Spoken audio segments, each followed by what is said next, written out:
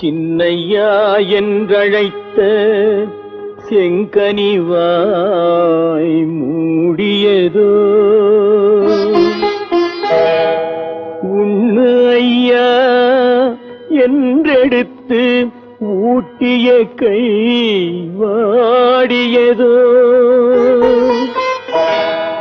அன்னையாள் கொண்ட அவலமிதை காண்பதற்கோ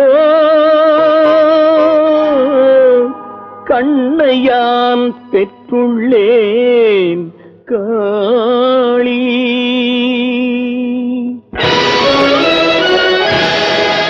போதில் இடங்கொள்ள போதாமல் என்னுடைய நாவில் இடங்கொண்ட நாயகியே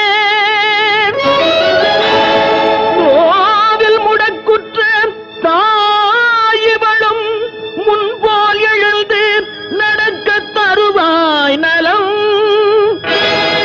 முன்போல் எழுந்து நடக்க தருவாய்